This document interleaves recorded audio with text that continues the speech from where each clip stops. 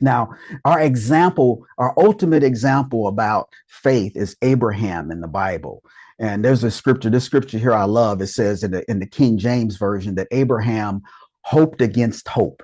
He kept on hoping and believing, even though it didn't look like what he was praying for was going to happen.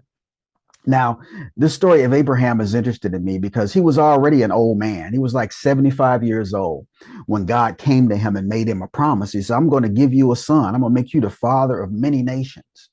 But year after year passed, right? 25 years passed between when God gave him that promise and when Isaac was born.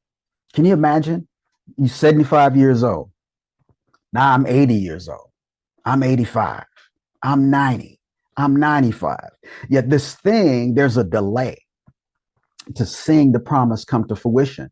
And sometimes that's our testimony. Sometimes the answer to the prayer is not no, it's just like not yet. And God is working some things out in us. He's molding our way of thinking. He's getting us in line with his will before we see that answered prayer. But often that can take a journey. It doesn't always happen at the moment we want it to happen. The key is not to get ahead of God and not try to solve things on our own.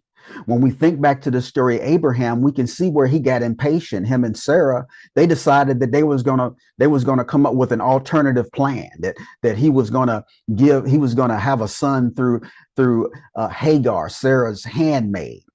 And because they decided to do things their own way, a whole lot of calamity followed that decision. The reason that we have wars in the Middle East right now is because of that very decision. The descendants of Ishmael and the descendants of Isaac are constantly in war now because of that impatient decision that Abraham made not to completely trust God.